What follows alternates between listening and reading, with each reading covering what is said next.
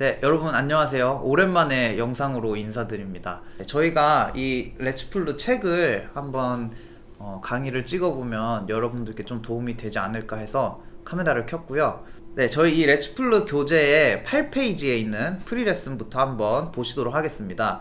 여기 보시면 맨 처음에 이제 플루트의 역사가 나오죠. 네, 이제 플루트의 역사는 뭐 여기 책에는 2000년 정도 전으로 추정하고 있다 그러고, 당연히 이런 악기가 2000년 전에 있진 않았겠죠. 네, 역사책이나 이런데 막 원시인들이 뿔필이 불고 막 이제 그런 것들 있잖아요. 네, 이제 그런 것도 하나의 플룻으로 보는 거죠. 그래서 부는 원리가 비슷해서 그런 것들부터 역사가 시작이 됐다라고 볼 수가 있고요. 프리레슨을 굳이 이렇게 영상을 찍는 이유는 저희가 이제 소리가 어떻게 나는지 원리에 대해서 이해를 하시면은 조금 앞으로 수업하시는데 더 수월하시거든요. 그래서 이제 그거를 좀 설명을 드리자면, 소리는 일단 진동으로 이루어져 있잖아요. 근데 이제 우리가 뭐 현악기라든지 타악기라든지 뭐 건반악기 이런 것들은 어디서 진동이 일어나는지 너무 파악이 쉽게 되죠. 근데 이제 플룻은 이렇게 보시면 어디서 진동이 일어나는지 도저히 감이 안 잡히시죠. 네, 이제 뭐 조금 깊게 들어가면 골치 아프니까 그냥 간단하게만 말씀을 드리면, 이 플룻에서 우리가 여기를 대고 불었을 때, 자 여기 이 부분을 리플레이트라고 하고요. 이 리플레이트에 있는 구멍, 여기 악기 가지고 계신 분들은 한번 악기를 보세요. 그러면 이 부분이 그렇게 막 얇지가 않아요. 조금 두꺼운 벽, 한 1cm 정도 되는 벽으로 이루어져 있는데, 우리가 여기에다 바람을 불면 어떤 바람은 이렇게 버려지게 되고 어떤 바람은 악기 안으로 들어가게 되는데, 이렇게 갈라지게 되겠죠. 바람을 불게 되면 갈라지면서 진동이 일어나게 되면서 이제 악기를 울리게 됩니다. 이렇게 해서 소리가 나게 되고, 그래서 항상 이제 좀 오해를 하시는 분들이 계세요. 플룻을 이제 관악기니까 다른 관악기들은 다 악기 안으로 바람을 다 불어넣잖아요. 근데 이제 플룻은 그렇지가 않습니다. 플룻 이렇게 불지 않죠?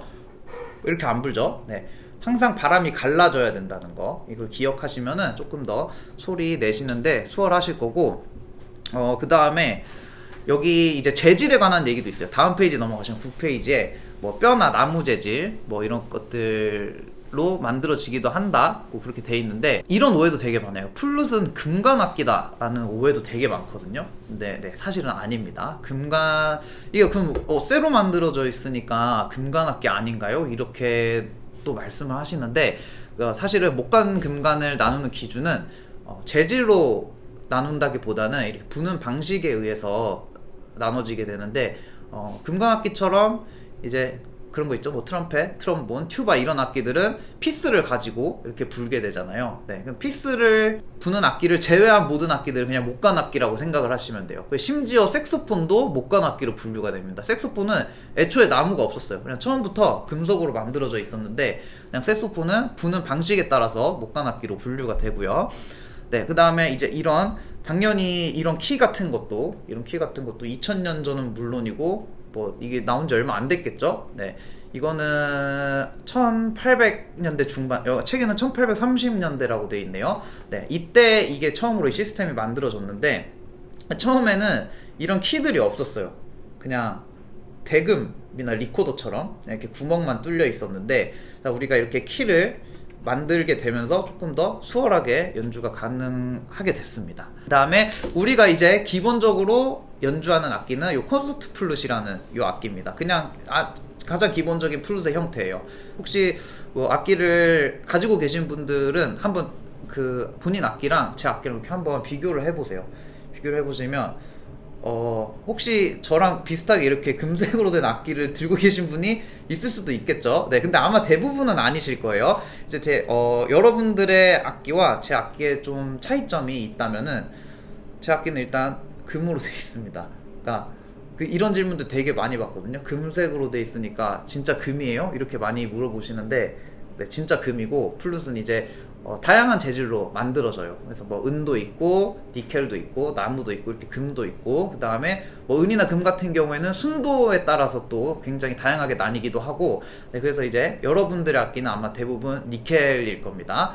그 다음에 요 밑에 키를 보시면은 제 거는 이렇게 구멍이 뚫려 있죠. 네, 이런 걸 보고 오픈 키라고 하는데, 이 오픈키의 장점은 소리가 음색이 조금 밝아지고 음정이 좋아진다는 장점이 있어요. 그래서 여러분들도 나중에 악기를 바꾸실 때가 되면은 이런 오픈키가 있는지 없는지의 여부도 한번 따져보시면 좋을 것 같고요. 그 다음에 악기가 좀 더 길어요. 여러분들은 아마 여기까지밖에 없으실 거예요. 그쵸? 근데 제 거는 여기가 하나가 더 있습니다. 이거는 이제 B풋 옵션이라 해가지고 일반적인 이게 두 개밖에 없는 악기는 C풋이라고 하거든요. 근데 그 C풋은 1옥타브 도까지밖에 소리가 안 나요. 여기까지밖에 소리가 안 나던데 이제 여기 하나 더 달려 있어서 음을 하나 더 낼 수가 있는 거예요. 네, 이렇게. 근데 뭐가 좋다 나쁘다는 할 수가 없는 거. 이게 B풋이 악기가 길어지는 만큼 좀 불기 힘들어지는 건 있거든요. 확실히 C풋이 조금 더 불기 쉽고 가볍게 소리가 잘 나는 건 있어서 여기까지는 옵션인 거니까. 네, 악기보다는 여러분의 실력이 중요하다는 거 잊지 마시고 항상 연습을 열심히 하시길 바라겠습니다. 그 다음에 이것보다 더 작은 건 피콜로도 많이 보셨을 거예요. 오케스트라 공연 같은데 가시면은 피콜로 굉장히 많이 쓰이니까 한 번쯤은 보셨을 건데, 이제 알토나 베이스 같은 거는 조금 보기 힘드실 거예요. 근데 이 알토 베이스도 소리가 굉장히 매력적이고 좋거든요. 그래서 한 번씩 들어보시고 그다음에 나중에 또 보실 기회가 있으면 적극적으로 한번 도전을 해보셨으면 좋겠습니다. 그래서 이제 악기에 대한 기본적인 플룻에 관한 기본적인 소개는 이제 여기까지이고, 이제 다음 레슨 1부터는 조금 이제 소리 내는 것부터 시작해서 그 다음에 운지 다양하게 배워볼 테니까요. 여러분들 지루하지 않게 저희가 열심히 재밌게 잘 해볼게요. 그러니까 네, 화이팅입니다.